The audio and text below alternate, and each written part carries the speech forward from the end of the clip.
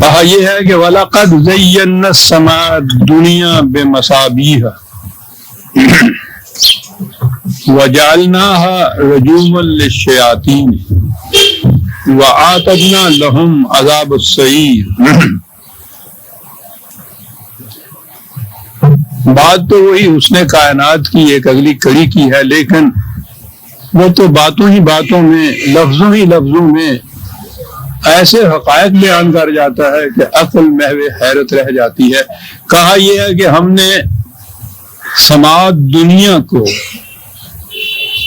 یا اس سماعت دنیا میں جگمگاتے تارے تمہارے لیے رکھ دیے۔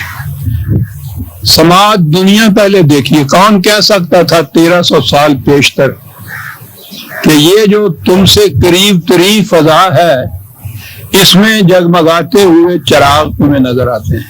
تو گویا قریب ترین فضا کہنے سے بات واضح کر دی کہ ستاروں سے آگے جہاں اور بھی ہیں، یہ قریب تر فضا ہے، بعید تر فضائیں تو پتہ نہیں کتنی ہیں۔ ایک لفظ سماعت دنیا سے افلاکیات کے اتنے حقائق بیان کر گیا قرآن کہ آج جیمز دین ان کو دیکھ کے حیران رہ جاتا ہے۔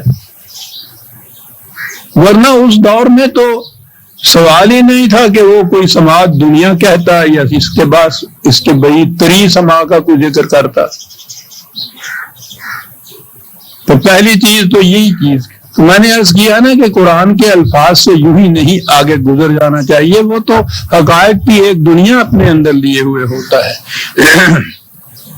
پھر مصابیحہ یعنی یہ جو قرے ہیں، یہ جو تارے ہمیں نظر آتے ہیں، یہ سارے قرے ہیں۔ میں نے پہلے بھی عرض کیا تھا کہ یہ بھی اس کی بڑی رحمت ہے اور ربوبیت ہے کہ انہیں اس نے اس انداز سے یہاں رکھا ہے کہ وہ ہمیں حسین تارے نظر آتے ہیں جگمگاتے ہوئے، کتنے خوبصورت ہوتے ہیں۔ اگر کہیں وہ ان کے اوپر پڑے ہوئے نقاب کو اٹھا دیتا اور یہ اپنی اصلی شکل میں ہمارے سامنے آتے تو رات کو کوئی سو نہ سکتا۔ ایک ہی کا نقاب اٹھا ہے نا۔ چاند کے حسن اور زیبائی کی داستانیں زمانہ قبل از تاریخ سے انسان کے سامنے آتی رہی۔ حسین ترین مجسمہ صاحب، شاعروں کے ہاں، ادیبوں کے ہاں، بچوں کو بھی وہ چاندہ کو ماموں، اور یہ اتنا حسین کہ اس کی کشش اور اس کی رانائی کی بنا پر یہ چیز، وہ جس کو آپ لوناٹک کہتے ہیں، لونر سے ہی تو ہے، یعنی دیوانگی پیدا کر دینے والا حسن، جنون پیدا کر دینے والا حسن، وہ ایسا محبوب نظر آتا تھا۔ یہ اوپر گئے خلا نورد، انہوں نے اس کے چہرے پہ پڑی ہوئی نقاب کو جو اٹھایا تو نیچے سے اتنا بھیانک ویرانہ نظر آتا ہے کہ ڈر آ جاتا ہے اسے۔ تو یہ تو اس کی رحمت و ربوبیت تھی کہ اس نے ان ستاروں کو بے نقاب نہیں ہمارے سامنے کیا، کہ اس لیے ہمارے ہاں وہ حسین سما ہی نظر آتا ہے۔ کتنا کرم ہے اس کا، بعض حقائق کو چھپانا بھی ہمارے لیے رحمت بن جاتا ہے ایسا۔ بے مصابیحہ ایک لفظ میں بتا دیا کہ یہ بنائے ہیں، ایسے نظر آتے ہیں جیسے کہ چمکتے ہوئے چراغ ہوں، در حقیقت یہ اور چیز ہے۔ اگلی بات ہے، اور میں سمجھتا ہوں کہ اگر آج کے پورے درس میں ہی وہ چیز آ جائے تو غنیمت سمجھتا ہوں، جعلناها رجوما للشیاطین، لیکن اس کے لیے تو بہت بڑی تمہید کی ضرورت ہے۔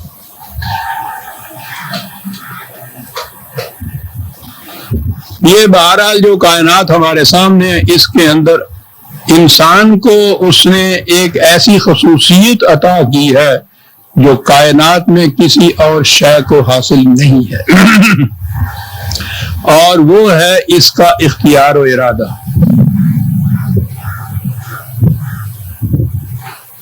یہ خالصتاً خدا کی، جسے اس نے روح یا توانائی کہا ہے،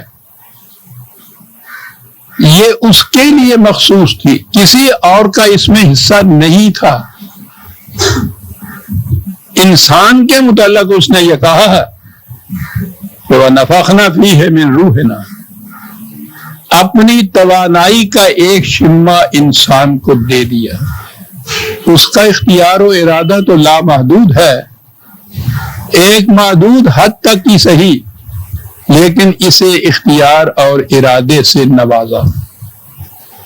یہ بہت بڑا شرف ہے، چھوٹے سے پیمانے کے اوپر خدائی کرنے والی بات ہے، اور مخلوق میں سے اور کسی کو یہ شرف حاصل نہیں ہے۔ عطا کیا، اور پھر وہ تو خدا ہے نا، بڑا وسیع الظرف ہے، عطا کیا تو اسے واپس نہیں لیتا، وہ چھینتا نہیں ہے۔ وہ یہی بات نہیں کہ چھینتا نہیں ہے، وہ انسانوں کے معاملات میں دخل بھی نہیں دیتا۔ ایبسلیوٹ پاور، اقتدار مطلق کا خدا خود ہی عطا کردہ ہے اس کا یہ اختیار و ارادہ جو انسان کو دیا، لیکن جب دیا ہے ایک دفعہ تو نہ چھینتا ہے اور نہ ہی اس میں دخل دیتا ہے۔ قرآن کے مقامات کو دیکھیے، اس کی جو اپنی دنیا ہے اس میں تو ہے یفعل ما یشاء، وہ اپنی مشیت کے مطابق جو چاہتا ہے کرتا ہے۔ ٹھیک ہے، قادر مطلق ہے، اس کی مشیت جو ہے لامحدود اختیارات پر مبنی ہے، جو چاہتا ہے کرتا ہے ما یشاء۔ لیکن جب انسانوں کی دنیا کی طرف آتا ہے، وہی مادہ وہی لفظ ہے، غور کیجئے یشاء جس کو اس نے وہاں کہا ہے، ان سے کہتا ہے کہ اعملوا ما شئتم، اپنی دنیا میں تمہاری مشیت چلے گی، ہماری دنیا میں ہماری مشیت چلے گی، تم جو جی میں آئے کرو، ہم دخل نہیں دیں گے۔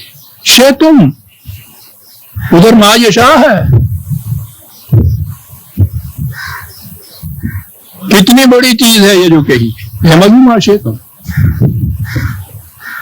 یہ الگ بات ہے کہ جو کچھ تم کرو گے اس کے نتائج بھی تمہیں بھگتنے پڑیں گے، لیکن اپنی دنیا میں تم صاحب اختیار ہو، اعملوا ما شئتم۔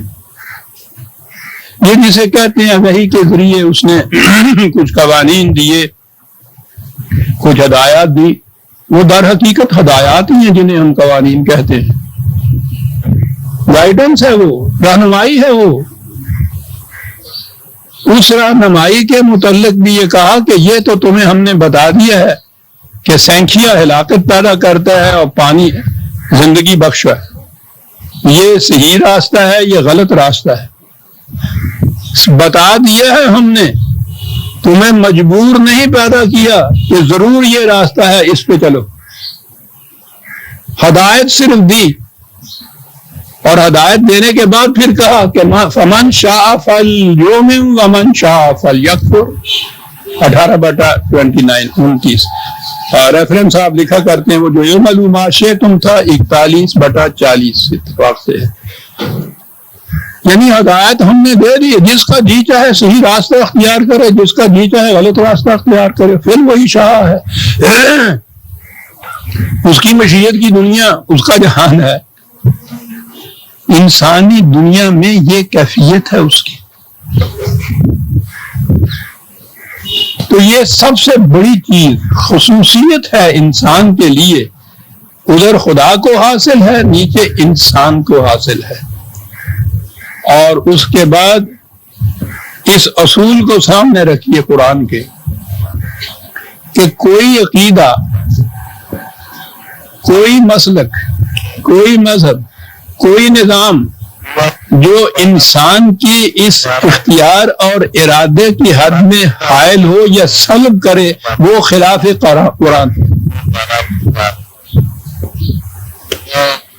قرآن نے آتے ہی پہلے مذاہب عالم کو لیا، اور ان کے ہاں جو عقائد تھے جس سے انسان کا اختیار و ارادہ سلب ہوتا تھا، کہا کہ قرآن ان کے خلاف چیلنج ہے۔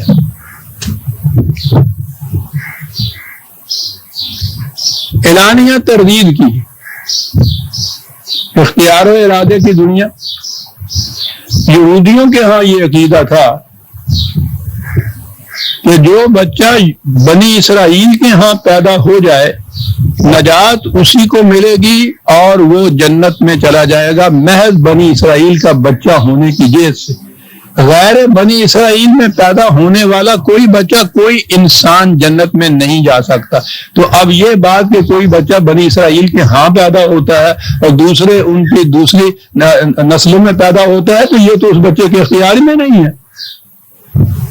پیدائش سے ہی سلب کر لیا اختیار و ارادہ۔ اور جو پیدا ہو گیا بنی اسرائیل کے، وہ غیر بنی اسرائیل نہیں بن سکتا، جو غیر بنی اسرائیل کے یہاں پیدا ہو گیا وہ بنی اسرائیل کا نہیں بن سکتا۔ قاطبتاً سلب کر لی یہ بات۔ قرآن نے کھٹ سے تردید کی اس چیز کی کہ بالکل غلط ہے تم جو کہتے ہو۔ عیسائیت کی دنیا آئی، میں مختصر الفاظ میں بیان کروں گا کیونکہ اس کی تفصیلی باتیں تو پہلے آ چکی ہوئی ہیں۔ عیسائیت کی دنیا آئی، ان کا عقیدہ یہ ہے کہ ہر انسانی بچہ اپنی پیدائش کے ساتھ اپنے اولی ماں باپ کے گناہ کا بوجھ اپنی پشت پر لادے لاتا ہے اور اس کا کوئی عمل اس بوجھ کو اتار نہیں سکتا بجوز اس کے کہ وہ حضرت مسیح علیہ السلام کے کفارے پر ایمان لائے۔ تو گویا پہلی چیز تو یہ ہو گئی کہ ہر انسانی بچہ گناہ کا بوجھ لاتا ہے بغیر اپنی کسی ذمہ داری کے، بغیر اپنی کسی اختیار کے، ارادے کے، چوائس کے۔ وہ تو پیدا ہونے کے ساتھ ہی جیسے ہاتھ منہ کان ناک ملے اللہ کی طرف سے، اسی طرح سے گناہ کا ایک پٹخارا بھی اس کی پیٹھ کے اوپر رکھ دیا۔ اور بھی اگلی چیز یہ کہ وہ اتار ہی نہیں سکتا۔ جو جی میں آئے، کوئی عقیدہ اس کا، کوئی عمل اس کا اس گناہ کے دھبے کو دھو نہیں سکتا۔ ہندو مت کے ہاں بائن ہی یہی چیز، انہوں نے تو انسانوں کو 4 ورنوں میں تقسیم کر دیا۔ جس گھر میں جس ورن میں کوئی بچہ پیدا ہوا اسی ورن کی خصوصیات اس کے ساتھ آ گئی۔ برہمنوں کے ہاں پیدا ہوا تو پوچھو ہی نہیں، بے تاج بادشاہ۔ کشتریوں کے ہاں پیدا ہوا، حکومت ان کے ہاتھ میں ہے۔ ویش کے ہاں پیدا ہوا، کاروباری دنیا ساری ان کی، کیپیٹلزم اور سوداگری۔ اور شودروں کے ہاں پیدا ہوا تو وہ ان سب کا خدمت گزار۔ جس گھر میں پیدا ہو گیا اپنے جنم کو بدل نہیں سکتا، اسے وہی کچھ رہنا ہے۔ آپ نے غور کیا، یہی تھے اس سے پیشتر زمانہ نزول قرآن میں، اور آج تک بھی بڑے بڑے مذاہب دنیا کے یہ مذاہب تھے اور ان کے یہ بنیادی عقائد تھے۔ قرآن نے آ کے جو ان کی تردید کی ہے تو یہی نہیں کہ وہ مذہبی مناظرہ کر رہا ہے ان کے ساتھ، وہ کہتا ہے کہ یہ جو ایک ہی خصوصیت تھی آدم کی، انسان کی، یہ اس کو سلب کرنے والے مذاہب ہیں، یہ خدا کے ہو نہیں سکتے۔ دلیل یہ ہے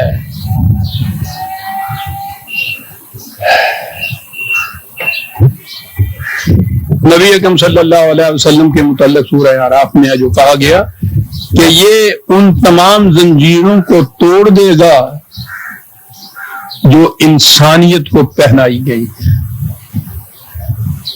یہ ان تمام سلوں کو اتار پھینکے گا جو آدمیت کے سر پر برف کے تودوں کی طرف لاد دی گئی ہیں، یہ انسانیت کو آزاد کر دے گا، زنجیروں کو توڑے گا کہ فزیکل قسم کی بھی جو غلامی ہے وہ بھی نہیں رہے گی، سلوں کو جو سر پہ ہیں اتار پھینکے گا کہ فکری طور پہ بھی کوئی غلامی نہیں باقی رہے گی۔ غور فرمائیے، یعنی جو بعثت نبی اکرم صلی اللہ علیہ وسلم کا مقصد بتایا ہے وہ یہ ہے اس کے لیے تو پہلی چیز جو چلی آ رہی تھی حکومت کا، یعنی نسل کے اعتبار سے تو اس نے خط تنسیق چلا دیا، کھینچ دیا ان تمام عقائد کے اوپر جو ان مذاہب کے چلے آ رہے تھے۔ وَلَقَدْ كَرَّمْنَا بَنِي آدم، ہر انسانی بچہ ہونے کی جیز سے یکساں واجب التکریم ہے، اس لیے کہ ہر ایک کو اس نے اپنی اس توانائی کا اختیار و ارادے کا حصہ دیا ہوا ہے، ہر بچے کو پیدائش کے اعتبار سے۔ آگے بات آتی تھی حکومت کی، سارا قرآن اس اصول کو لیے ہوئے کہ کسی انسان کو دوسرے انسان پر حق حکومت حاصل نہیں ہے۔ اور فرمائیے کتنی بڑی آزادی، حق ہی نہیں ہے۔ نظم و ضبط کے لیے خدا کی کتاب میں جو اصول اور قوانین دیے گئے ہیں ان کو صرف نافذ کیا جائے گا ہر ایک پہ یکساں طور پر، اس میں کوئی بات نہ سربراہ مملکت کی ہے نہ خصوصیت حکمران کی ہے، وہ سارے کے سارے اس کے تابع چلتے ہیں، وہ صرف نافذ کرنے کی ایک مشینری ہے، اور اس کے بعد انہی قوانین کے تابع انہوں نے بھی زندگی بسر کرنی ہے۔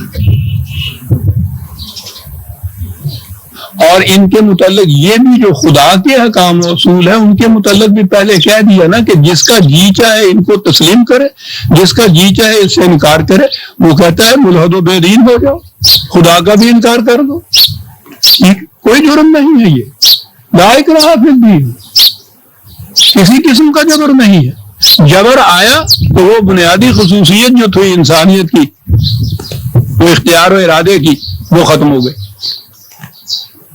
جبر ہے ہی نہیں۔ یعنی اندازہ لگائیے کہ قرآن کیا لے کے آیا اور کیا کیا، اور پھر جو اولی دور جو کچھ بھی اس کی ہمارے ہاں کچھ تاریخ ملتی ہے یا قرآن نے جو کچھ ان کے متعلق بیان کیا ہے، اس میں آپ دیکھیے کہ یہی شرف انسانیت ہے جس کا بار بار تذکرہ ہے۔ خود نبی اکرم صلی اللہ علیہ وسلم سے کہا کہ اس قوم اپنی سے کہہ دو کہ اس قرآن میں تمہارے ہی شرف کا تذکرہ ہے۔ قرآن میں تو شرف انسانیت کا تذکرہ ہے۔ یہ آزادی دی، یعنی وہ خصوصیت برقرار رکھی، آزادی دی کیوں ہم کہیں؟ کون ہے دینے والا آزادی؟ آزادی تو خدا نے دے رکھی تھی۔ اسی لیے حضرت عمر بن عاص کو جو مصر کے گورنر تھے، ایک ذرا سی کوتاہی کے اوپر لکھا تھا کہ عاص، خدا نے تو ان کی ماؤں نے تو انہیں آزاد جانا تھا، تم کون ہوتی ہو غلام بنانے والے؟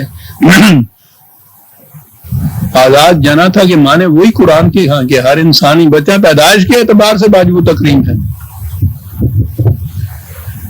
یہ سارا کچھ کیا۔ اس نقطے پہ آ جائیے گا کہ کوئی عقیدہ، کوئی عمل، کوئی نظام جو انسان کو اس کے اختیار و ارادے کی خصوصیت سے طلب کرتا ہے، راستے میں رکاوٹیں ڈالتا ہے، منشاء خداوندی کے خلاف ہے، قرآن کے خلاف ہے۔ اور یہ جو چیز تھی پہلی بات کہ نظام حکومت یہ ہو کہ کوئی انسان دوسری انسان پہ حکومت نہ کر سکے، پہلے ہی یہ توڑا اس قوم نے۔ کس نے؟ عیسائیوں، یہودیوں، ہندو مجوسیوں نے نہیں، اسی قوم نے جس کے ہاتھ میں یہ قرآن تھا اور جسے اس کتاب کا وارث کہہ کے پکارا گیا تھا۔ ملوکیت سب سے پہلے اس نے اپنے آرائش کی۔ انسانوں ہی کی حکومت دوسرے انسانوں پر، لمبے چوڑے عقائد اور بحثوں میں نا پر یہ عزیزان ایمان ایک بنیاد کو لے لیجیے، قرآن نے جو یہ شرف دیا ہے انسان کو اختیار و ارادے کا، سلب کریں گے۔ خدا کے احکام نافذ نہیں ہو رہے تھے، انسانوں کے احکام۔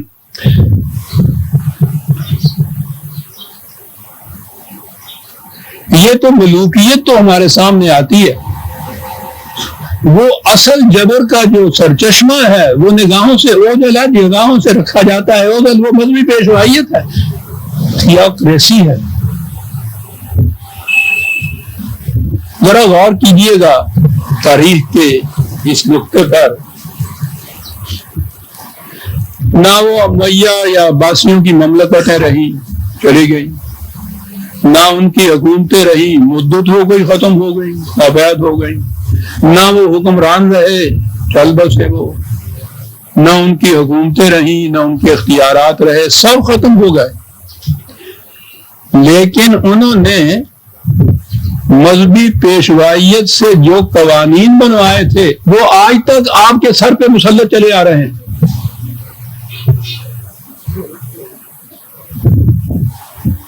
انہوں نے قانون بنوایا کہ عورت کو گواہی کا حق حاصل نہیں ہے، کوئی لاکھ دنیا ادھر کی ادھر ہے، وہی سنگ در ہے، وہی اپنا سر ہے، آج بھی وہ حکومت آپ کے ہاں وہی قانون ہے۔ وہ شہنشاہ چلے گئے، ان کی مملکتیں چلی گئی، ان کی حکومتیں چلی گئیں، ان کے جو بنائے ہوئے اپنی دنیا کے قانون سے وہ بھی نہ رہے۔ جو انہوں نے مذہب کے نام پر جو قوانین بنائے تھے آج ان کو آپ ٹچ نہیں کر سکتے، ان کے خلاف ایک لفظ نہیں کہہ سکتے۔ ان کا بدلنا تو ایک طرف رہا، ان کے خلاف نہیں کچھ کہہ سکتے۔ ارتداد ہے، یہ کفر ہے، یہ مرتد کی سزا قتل ہے۔ غور فرمائیے۔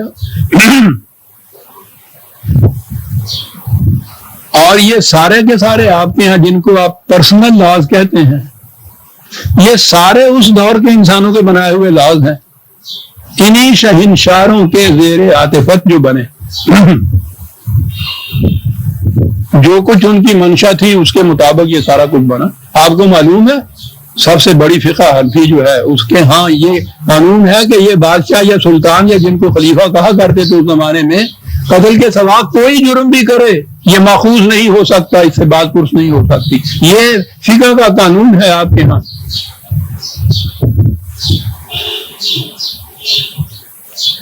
یہ جتنے قوانین ہیں، لونیوں کے قوانین، عورتوں کو اس درجے پہ رکھنے کے قوانین، 4 بیویاں، طلاق سے سب کچھ ختم، یہ سارا قصہ، یعنی یہ آج کی جو وفاقی شرعی عدالت ہے، یہ قوانین اس کے دائرہ اختیار سے بھی باہر رکھے ہوئے ہیں۔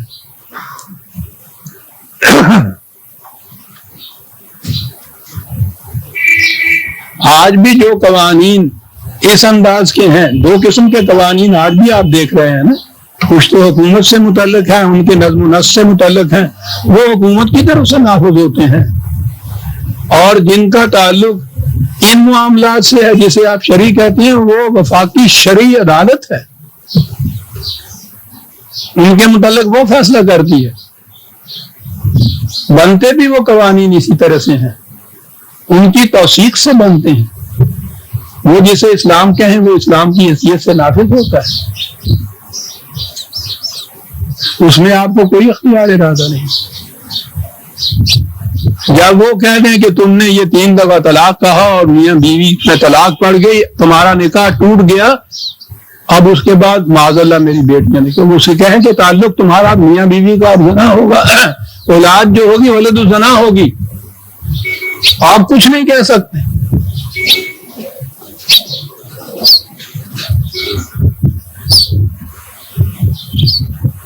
دیکھیے کہاں گیا آپ کا وہ اختیار و ارادہ جو خدا نے دیا تھا؟ اس نے تو صرف کتاب اللہ کی پابندی تھی جو عائد کی تھی، لیکن ان کے متعلق آپ کچھ نہیں کہہ سکتے۔ آج بھی اگر باب حکومت سے کوئی آرڈیننس جاری ہوتا ہے تو یعنی اس کے مطابق عمل کرنا تو ملک کا قانون ہے، اس کا اتباع ہے، لیکن اس کو آپ کریٹیسائز کر سکتے ہیں، تنقید کر سکتے ہیں، اس کے متعلق لکھ سکتے ہیں۔ وہی چیز جب وفاقی شرعی عدالت کی روح سے نافذ ہو جائے تو آپ اس پہ تنقید بھی نہیں کر سکتے۔ آج بھی یہی آج کے فیصلے جو شرعی عدالت کے آپ کہہ رہے ہیں نا، آنے والے دور کے اندر یہی شریعت آپ کے ہاں بنے گی، کچھ پہلے سے بنی ہوئی چلی آ رہی ہے، کچھ اس کے اندر اضافہ ہو کے آگے بن جائے گی، اور اسے کوئی ٹچ بھی نہیں کر سکے گا۔ غور فرمایا؟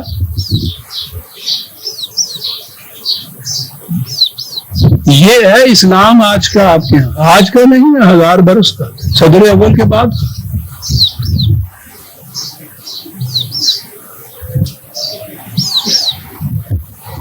اب یہ جو معاشرہ اس کی روح سے قائم ہوا وہ تھا نظام سرمایہ داری کا، ملوکیت، نظام سرمایہ داری اور مذہبی پیشوائیت۔ یہ تینوں لازم ملزوم پہلے دن سے چلی آ رہی ہے۔ فرعون فرعونیت کر نہیں سکتا جب تک کہ حامان اور اس کے لشکر ساتھ نہ ہوں، اور اس کی بنیاد جو ہے وہ قانون ہوتا ہے۔ تینوں ایک ہی درس میں قرآن نے بتائے ہیں۔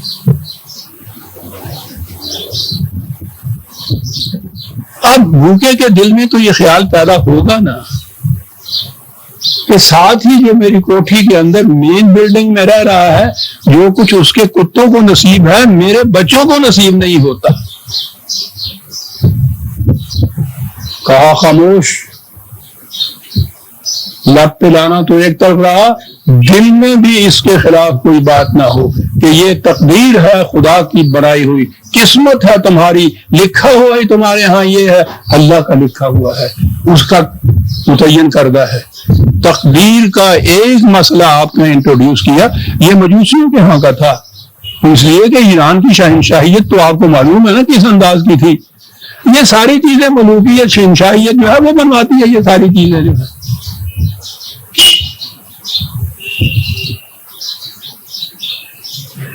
ساجھا اس طرح سے ہوتا ہے کہ شہنشاہیت محتاج ہوتی ہے کہ جو خود انہوں نے قانون بنانا ہے اس قسم کا وہ ان سے بنوائیں، تو یہ بنوائی تو لیتے ہیں، ہمارا حصہ کیا ہے؟ وہ حصہ دیتے ہیں۔ وہ حصہ یہ ہے کہ تمہاری دنیا میں تمہاری بادشاہی، ہم بھی نہیں، ان کا بنایا ہوا قانون آپ کا حکمران بھی نہیں بدل سکتا۔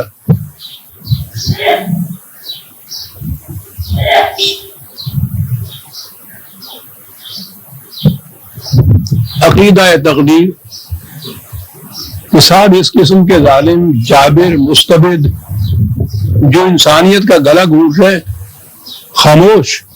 خدا جسے چاہتا ہے حکومت دیتا ہے، جسے چاہتا ہے چھین لیتا ہے، جسے چاہتا ہے وہ رزق دیتا ہے، جسے چاہتا ہے بھوکا مار دیتا ہے۔ ہر چیز پہلے سے لکھی ہوئی ہے۔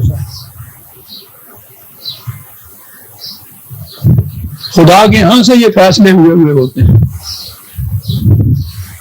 حتیٰ کہ یہ میاں بیوی کا معاملہ جس کے لیے رسم ایک ایسی چلی آ رہی ہے کہ وہ ابھی اس سے ایجاب و قبول جسے کہتے ہیں، یعنی یہ بھی ایک عجیب تماشا ہے، مذاق ہے۔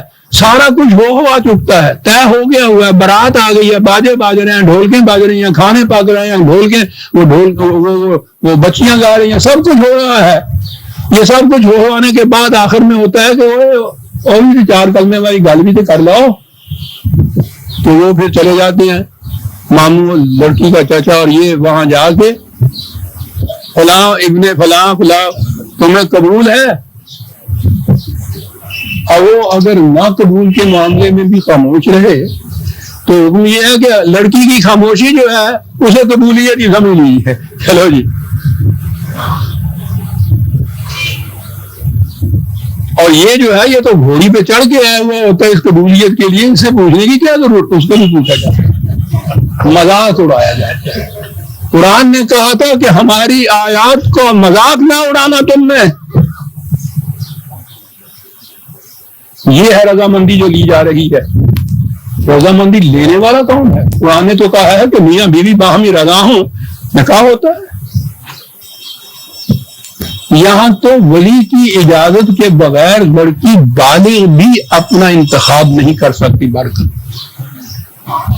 بعض حالات میں اگر ان کو لڑکی نے کہیں کو چن بھی لیا، کر بھی لیا ہے، تو انہیں اس کا اختیار ہے کہ یہ جو وارث یا ولی جس کو وہ کہتے ہیں وہ اس نکاح کو فسخ کر سکتے ہیں۔ اختیار و ارادہ، وہاں سے اختیار و ارادے کی یہ صورت ادھر آئی۔ اختیار و ارادہ جس نکاح کو دونوں کی رضامندی سے بہرحال باندھا تھا، اب اس کے توڑنے کے وقت میں وہ ایک ہی فریق جو ہے وہ سارے اختیار اس کے ہاتھ میں ہے۔ 3 دفعہ اس نے طلاق کے ہی معاملہ ختم ہو گئے، روتی رہو۔ اختیار و ارادہ سلب، یہ کیا ہوا؟ یہ نکاح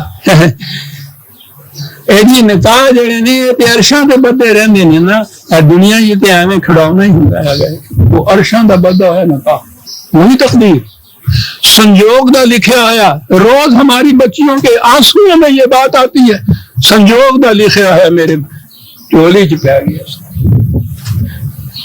ادھر آنے ہی نہیں دینا۔ کہ کس نے یہ ہمارے اختیار و ارادے کو سلب کر لیا، کس نے ہمیں مجبور کر لیا کہ ہم زبان تک بھی یہ بات نہ لائیں، کس نے اتنا جبر کیا کہ گھلا ڈھونڈ دیا ہمارا، یہ بھی نہ کہہ سکیں کہ ہمارا بھی کچھ حق ہے اس میں۔ جب عقد باندھتے وقت ہم سے پوچھا تھا تو توڑتے وقت بھی تو پوچھ لینا چاہیے، لیکن یہ تھے صورت معاف رکھی اب میں ہوں میری لاگتی کسی نے نہ دیکھی، ٹوٹ دی نا جاگ ویخ توڑن والا ہے جا نانا کر کے باہر کہنا میں طلاق دے دیتی ہے جاگی، یہ روتی رہے، کیا ہوا؟ عرشوں پہ بندھا ہوا ہے، سنجوگ ہے، قسمت پہ لکھا ہے، چولی پہ گیا، کوئی کچھ نہیں کہہ سکتا۔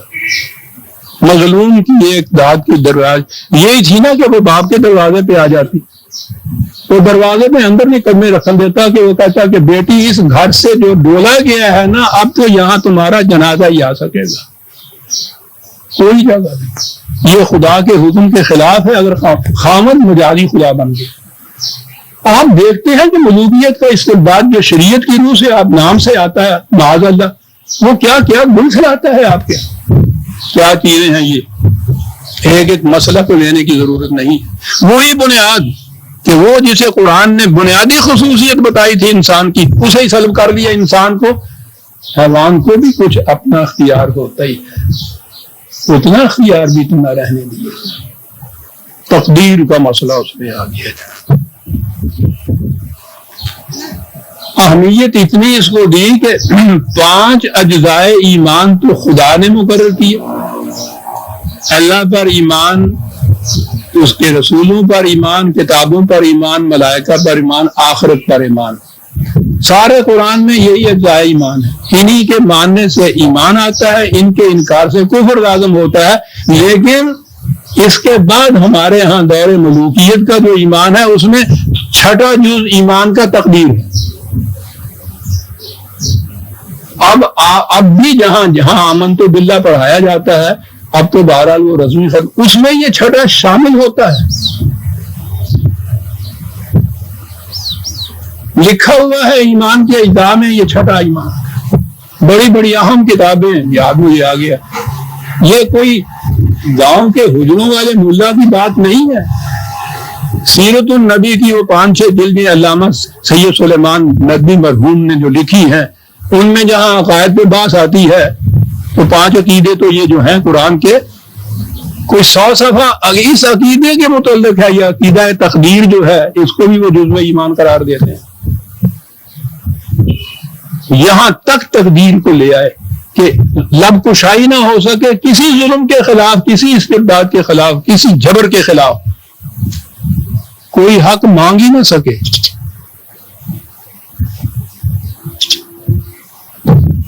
دیکھ رہے ہیں آپ، اور پھر یہ جو لطیف چیز، سٹل چیز ہونے کی ہے نا، کہ یہ سارا کچھ کیا بھی جائے اور محسوس بھی نہ ہونے پائے، یعنی حکمرانوں کے جبر کے خلاف تو پھر بھی کوئی اجیٹیشنیں ہوتی ہیں، کوئی افواہ ہوتی ہے، کوئی بات بھی ہوتی ہے۔ یہ شریعت کے راستے سے جو آپ کے ہاں جبر ہوتا ہے، اس کے خلاف ایک لفظ نہیں کہا جا سکتا۔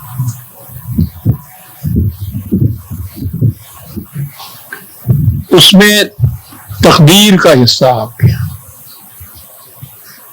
سرمایہ داری نہیں مٹا سکتی کہ رزق خدا نے اپنے ہاتھ میں رکھا ہے۔ ملوکیت کے استبداد کے خلاف لب کشائی نہیں کی جا سکتی کہ خدا جیسے چاہتا ہے حکومت دیتا ہے۔ بعد میں سے بات نکل آئے گی بھی خدا بھی پھر معاذ اللہ عجیب ہے، فرعون کو وہ حکومت بھی دیتا ہے، موسیٰ سے کہتا ہے جاؤ چھین لے علیہ السلام۔ کیا باتیں بتاؤں اس کے متعلق، یعنی یہ چیز جو ہے ایک لفظ نہیں آپ کہہ سکتے۔ یہی چیزیں جو شریعت کے نام سے آپ کے ہاں آتی ہیں، یہ نہیں کہ ان حکمرانوں کی موجودگی میں ان کی حکومت کے دور میں نہیں کہہ سکتے تھے، آج بھی نہیں کہہ سکتے۔ وہ ختم ہوئے حکمران، ان کی حکومتیں ختم ہوئی، ان کی حکومت جو ہے وہ قیامت تک چلتی ہے، اور پھر سلسلہ در سلسلہ آگے چلتی جا رہی ہے، آج بھی چلتی۔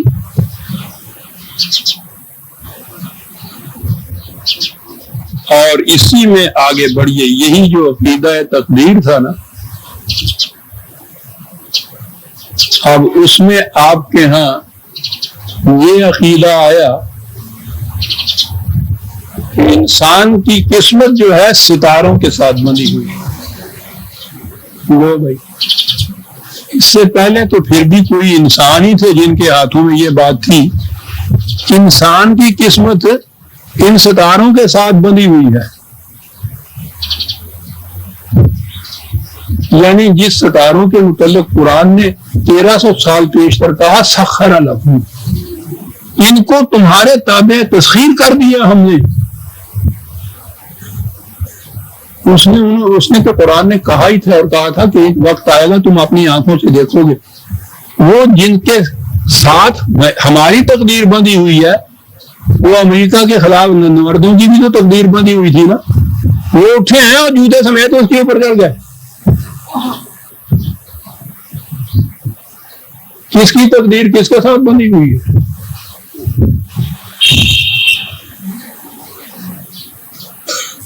وہی پروں کے ساتھ اس کے بعد جو جی میں آئے کریں گے، اتنی توانائیاں وہ سائنٹیفک طریقے سے حاصل کی۔ کیا قرآن نے جو کہا کہ سخر لکم ما فی السماوات ما فی الارض جمیعا منہ، اللہ اکبر اللہ، مقام انسانیت، مقام آدم، تمام ملائکہ سجدہ ریز ہیں اس کے سامنے، فطر کی ساری قوتیں اس کے سامنے جھکی ہوئی ہیں، اور یہ تھا قرآن۔ اور انہوں نے یہ کہا کہ ہماری آپ کی انسانوں کی تقدیر ساری ستاروں کے ساتھ بندھی ہوئی ہے۔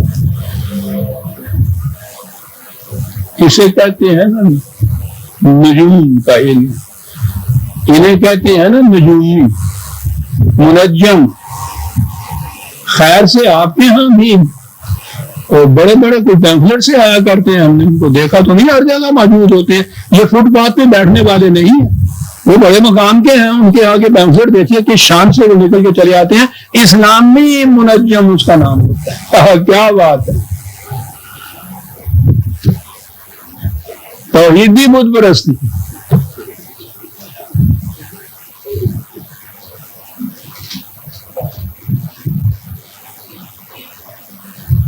اور کیونکہ بڑی عجیب چیز ہے، اقبال بھی کیا بات کیا جاتا ہے، مجلس شورا میں یہ کہا ہے اس نے تقدیر کے متعلق ابلیس سے کہ میں نے ناداروں کو سکھلایا سبق تقدیر کا۔ ناداروں کو، جب تم نادار ہو جاتا ہے، بے کس اور بے بس ہو جاتا ہے، کوئی چارہ اس کا نہیں ہوتا، کوئی اس کی کوشش نہیں کرتا، نہ قانون ساتھ دیتا ہے، نہ عدل ساتھ دیتا ہے، نہ معاشرہ ساتھ دیتا ہے، غریب اور بے کس کچھ نہیں، اس مایوسی کے عالم میں وہ کن کن کا سہارا ہے۔ وہ فٹ پاتھ پہ بیٹھے ہوئے ایک منجم کو کبھی ہاتھ دکھا رہا ہے، کبھی اپنے ستاروں کی بات پوچھ رہا ہے، کہ اس لیے کہ انسانیت کی دنیا کے اندر اس کا کوئی پرسان حال نہیں، وہ ستاروں کو پکار کے کہہ رہا ہے کہ تم ہی کچھ میری مدد کرو۔ اللہ اکبر، انسان، آدم کا بیٹا۔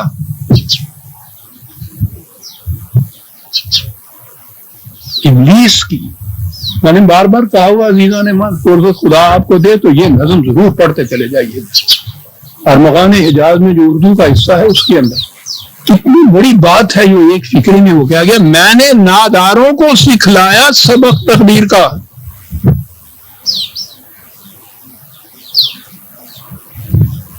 منجم۔ آئیے اب جو آیت سے بات چلی تھی، وَلَقَدْ زَيَّنَّا السَّمَاءَ الدُّنْيَا بِمَصَابِيحَ، کہا یہ تو بڑے بڑے سرے تھے، ہم نے ان کے چہرے کے اوپر عروسی نقاب ڈال دیا، اور وہ نہایت خوبصورت جگمگاتے ہوئے چراغ بن کے تمہیں نظر آ رہے ہیں۔ واقعی اگر گرمیوں میں خدا فلیٹ سے نجات دے دے اور کہیں ایسی چھت آدمی سونا نصیب ہو جائے جہاں آسمان نظر آتا ہو، صاف آسمان کے اوپر یہ ستاروں کی دنیا اب بڑی کشش رکھتی ہے۔ صاحب میں نے کہا ہے کہ یہ اس کی رحمت ہے جو یہ نقاب پوش ہے. اگر یہ سارے ستارے ویسے ہوتے جیسے یہ نقاب اٹھنے کے بعد چاند نظر آ گیا ہے, ایسے بھیانک بچے تو ڈر کے مارے مر جاتے. ستارے یعنی وہ بتاتا ہے اپنی رحمت کی صورت. کتنا کرم ہے اس کا یہ کہ کروں کو یہ بنا کے رکھا. کہا ہم نے تو یہ صورت تھی کہ کروں کو یہ کچھ بنایا. اس انسان کو دیکھیے کہ یہ ان ستاروں کے متعلق بات کر کے نجوم کی اٹکلیں دوڑاتا ہے. اٹکلیں دوڑاتا ہے. یہ ایسا کرنے والوں کو شیاطین کا, شیاطین سرکشی کرنے والے اس بنیادی چیز کی جو خدا نے کہی, اس نے انسان کو اختیار و ارادہ دیا تھا, اس خدا کی نعمت اور رحمت اور بنیادی خصوصیت کے خلاف یعنی لفظ شیاطین لایا ہے جس کے معنی سرکشی کرنے والے ہیں. یہ جو اسلامی نجوم کہہ رہے ہیں, قرآن شیاطین کہہ رہا ہے, سرکشی کرنے والے کہہ رہا ہے کہ ہم نے تو ان کو یہ بنایا تھا سخر لکم, اور یہ انہیں بتا رہے ہیں کہ تمہاری قسمت ان کے ساتھ وابستہ ہے. رجوم للشیاطین, یہ اس زمانے میں کہا جا رہا ہے عزیزم جب ساری دنیا کے اندر یہ توہم پرستیاں موجود تھیں. ستارہ پرستیاں, ستارہ پرستی تو ایک مذہب بھی تھا سابعین, جس کو قرآن نے کہا ہے یہ ایران میں زیادہ حصہ تھا ان کا. اگرچہ بعض اوقات انہیں یہ مجوسی بھی کہا جاتا ہے, لیکن نہیں, وہ الگ تھے, ستارہ پرست. حضرت ابراہیم علیہ السلام کے جو غصے میں آتا ہے یہ وہی قوم تھی غالباً, وہی ستاروں کو خدا مانتی تھی نا, اس کو پرستش کرتی تھی. یہ پرستش نہ بھی ہو, یہ چیز کے ساتھ ستاروں کے ساتھ قسمتیں وابستہ ہیں. یہ تو قریب ساری دنیا میں یہ بات پھیلی ہوئی تھی. اور عربوں کے ہاں تو ایسی قوم جس کے ہاں نہ علم تھا نہ اس سے پیشتر دین تھا, ان کے ہاں تو ساری توہم پرستیاں تھیں. یہ جو قرآن نے یہ کہا ہے نا کہ کبھی کہانت پیشگوئیاں کرنے والے, وہ بھی ذائچے بنا بنا کے اس قسم کی پیشگوئیاں کرتے ہیں نا, دو کے ہاں جو ہوتا ہے ہاتھوں کی لکیریں دیکھ کے پیشگوئیاں کرنے والے. کاہن بھی قرآن نے کہا, شاعر بھی کہا. شاعر یہ نہیں کہ نظم میں کوئی شعر کہنے والے, بلکہ ان کے ہاں عقیدہ یہ تھا کہ انہیں بھی الہام ہوتا ہے. ساحر بھی کہا, شاعر بھی کہا, اور یہ منجم بھی کہا. یعنی مذہب کی دنیا میں جہاں جہاں بھی جبر اور استبداد تھا, یعنی انسان کے اختیار و ارادے کو سلب کرنے والے جتنے عقائد تھے ان کے خلاف چیلنج دیا. اور یہ جو توہم پرستی کی رسومات یا عقائد عام طور پہ جاری تھے, مروج تھے اس دور میں, خاص طور پہ عرب میں, ان کے ہاں کے کہانوں کو پوچھیے نہیں قرآن نے کیا کچھ کہا. ان کے ہاں کے سحر کے دعوے داروں کے خلاف کیا کچھ نہیں کہا. اور یہاں آپ دیکھیے کہ یہ جو منجم نجوم کے ذریعے سے قسمتیں بتانے والے تھے, ایک تو یہ بات کہی کہ یہ وہ جو تاریکی میں اٹکلیں دوڑانے والا ہوتا ہے نا, رجوم للشیاطین, وہ اس کو یہ کہتے ہیں. رجم کے معنی ویسے تو کچھ پھینکنا ہوتا ہے, وہیں سے یہ ہے نا عقیدہ رجم, پتھر مار کے جو سنسار کر دیتے ہیں, یہ وہی بنیادی طور پہ یہ وہی لفظ ہے. ویسے یہ عربی زبان کے اندر ان کے ہاں ان کو وہ جو چیزیں قیاس آرائیاں کرتے تھے نا, تاریکیوں میں تیر پھینکنا, تو پتہ نہیں ہمارے ہاں بھی ہے, لگ گیا تیر نہیں تو چکا. یہ بیان ہی اس معنی میں آتا ہے. تو یہ کہا کہ ستارے تو یہ تھے, اور ان کی کیفیت دیکھو کہ دوڑاتے ہیں, اٹکلیں منسوب کرتے ہیں ستاروں سے. عقیدہ یہ بنا ہوا ہے کہ تمہاری قسمت اس کے ساتھ وابستہ ہے. اور آپ کے ہاں تو پھر یہ بڑے بڑے میگزین جو نکل رہے ہیں ان میں دیکھیے خاص ایڈیشن, اسلامی ایڈیشن جو چھپتا ہے نا, اس میں تو پورا صفائی ہوتا ہے یہ علم نجوم کا, ستاروں کا. یہ زحل میں داخل ہو گیا, یہ مریخ کے ادھر آ گیا, اور افراد کا ہی نہیں, قوموں کا, ملکوں کا, حکومتوں کا. اس حکومت امریکہ کا بھی میں نے جیسا کہا ہے کہ وہ تو اس کے اوپر بھی چڑھ دوڑے, ذائقے میں یہ بھی بتاتے ہیں. نہ افراد میں کوئی اختیار و ارادہ، نہ قوموں میں اختیار و ارادہ. وہ تو بہرحال اس پہ مذاق سمجھ کے ہنس دیتے ہیں. آپ نے یہ جو عقیدہ بنا رکھا ہے اپنے ہاں تقدیر کا، اور تقدیر ان چیزوں کے اوپر ہے، تو آپ کی تو قومیں بھی تقدیر پہ چلتی ہیں، افراد بھی تقدیر پہ چلتے ہیں، وہ مولا کی مرضی.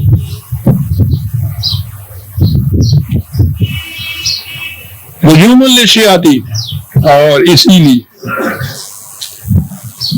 ہمارے دور میں اقبال جو قرآن کی طرف دعوت دیتا تھا اور شرف انسانیت کا سب سے بڑا مبلغ تھا، آدمیت احترام آدمی، برتر از آدم مقام آدمی،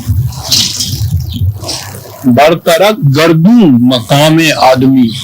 گردوں کے تو ستارے ایک دم برتر از گردوں مقام آدمی. اسی لیے اس نے پھر یہ نجوم اور منجموں کے متعلق بھی یہ کہا کہ تیرے مقام کو انجم شناس کیا جانے، تیرے مقام کو انجم شناس کیا جانے کہ خاک زندہ ہے تو تابع ستارہ نہیں. خاک زندہ اور خاک مردہ.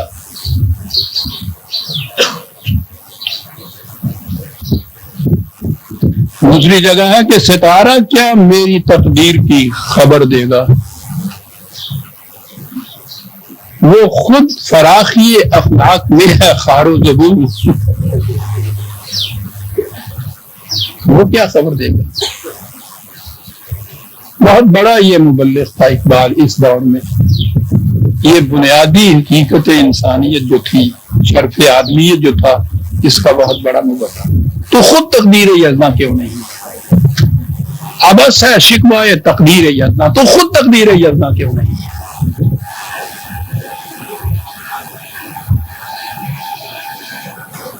تو اپنی سرنوشت خود اپنے قلم سے لکھا، خالی رکھی ہے خامہ میں تجبین، پلین سلیٹ دی، اپنی سرنوشت خود اپنی قلم سے لکھا. اور سارا قرآن اسی سے بھرا پڑا، ایک ایک قدم کے اوپر ہوتا ہے. تو عزیزان من بات یہاں سے چلی کہ کوئی عقیدہ، کوئی تصور، کوئی نظریہ، کوئی مسلک، کوئی نظم و نسق جو انسان کے شرف اختیار و ارادہ کو کم کرتا ہے یا اس کے راستے میں حائل ہوتا ہے، قرآن کے خلاف ہے. قرآن اس کے خلاف چیلنج دیتا ہے. ایک ہی چیز ہے جسے میں نے کہا کہ خدا کے اصول دیے ہوئے، کتاب اللہ کے اصول، اس کی ہدایات، اور وہ جو میں نے گزارش کیا ہے کہ اس میں بھی وہ ہدایات دی ہیں، وہ بجبر نہیں منواتا، زبردستی نہیں منواتا. خود کہہ دیا کہ ہم نہیں دخل دیتے. انسانوں سے کہا تمہارا جی چاہے مانو، جی چاہے نہ مانو. نبی اکرم صلی اللہ علیہ وسلم کے متعلق کہا کہ ہم جانتے ہیں تیرا بڑا دل پڑتا ہے کہ کیوں یہ تباہی کی طرف جاتے ہیں، کیا تو مجبور کرے گا ان کو کہ صحیح راستے کی طرف آ جائیں؟ وہ تو رسول کو بھی اس کی اجازت نہیں دیتا. یہاں آپ کے ہاں یہ چیز ہے ون وے ٹریفک کہ کسی نے کلمہ پڑھ دیا، مسلمان اب ہو گیا، اب اس کے بعد وہ ان مسلمانوں کو دیکھ کے اصلی حالت، اگر 1000 چاہے کہ میں یہاں سے واپس چلا جاؤں، وہ کہتے ہیں کہ نہیں صاحب انٹری ہے اس کے اندر، واپس نہیں جا سکتے. واپس جانے والا مرتد کی طرف قتل.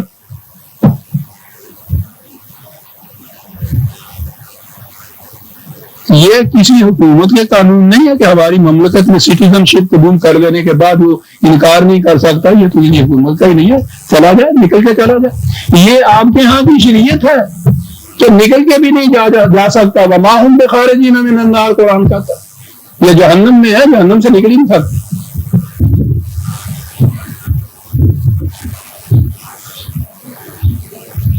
یہاں تک یہ جبر کی صورت ہے. اور اس کے لیے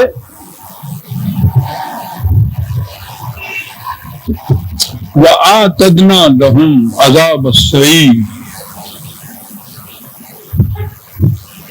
وہ ان منجموں کے لیے ہی تو کیا کہے گا. یہ جو اپنی تقدیریں ان سے جا کے پوچھنے والے ہیں وہ سارے اس کے اندر شامل ہیں. یعنی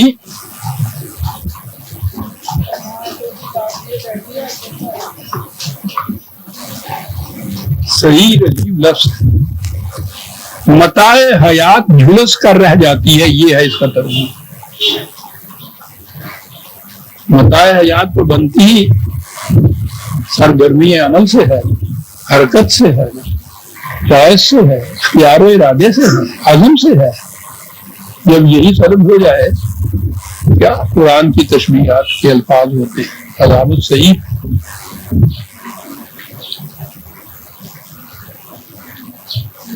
وَلِلَّذِينَ كَفَرُوا بِرَبِّهِمْ عذاب، اس کی اگلی آیت ہے عذاب جہنم وَبِئْسَ الْمَصِيرُ. وہاں عذاب صحیح کہا، پھر عذاب جہنم کہا.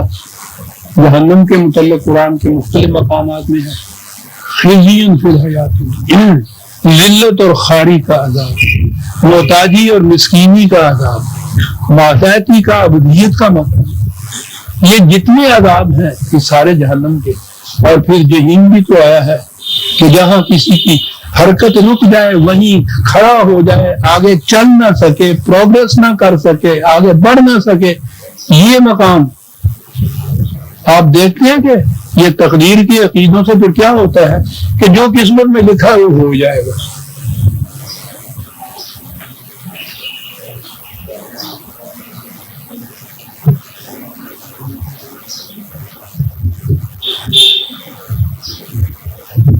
اس سے آپ سوچ سکتے ہیں کہ قوموں کی کیا حالت ہوگی. تو سوچنے کی تو بات ہی نہیں، ہم تو صورت ببی حالم تو کل ہماری اپنی حالت جو ہے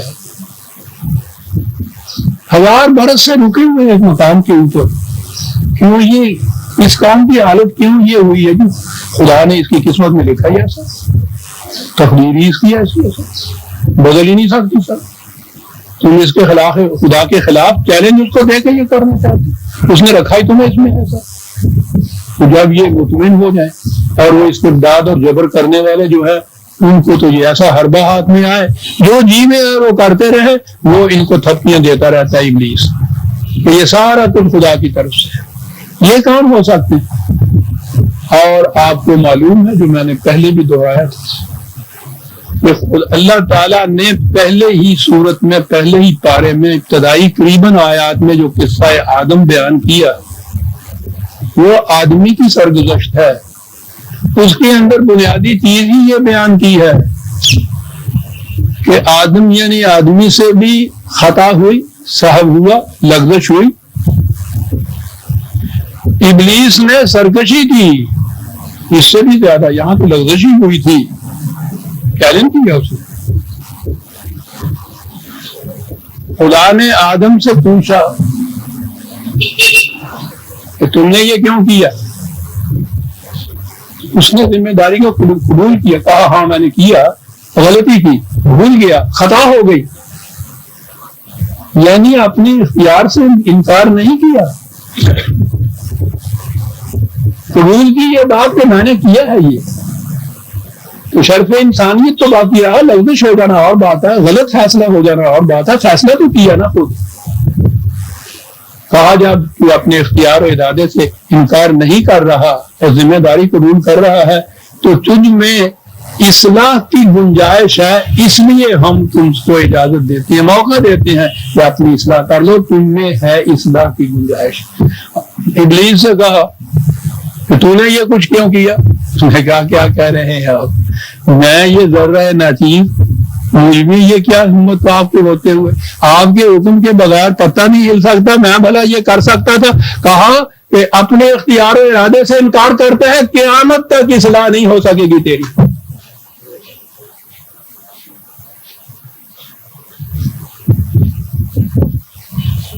شیطنت پہ یہ تھی کہ سرکشی برتی. آپ کو معلوم ہے کہ یہاں قرآن نے کیا لفظ استعمال کیا اس کے لیے؟ ابلیس کا لفظ استعمال کیا، جس کے معنی ہے مایوس رہو، محروم رہو قیامت تک اصلاح سے. ابلیس کے تو معنی مایوس، سرکشی اور لغزش ہو جائے ٹھیک ہے، اعتراف کرو اپنی گناہ کا، ذمہ داری قبول کرو، وہی اختیار و ارادہ جو دیا گیا ہے اس سے انکار نہ کرو.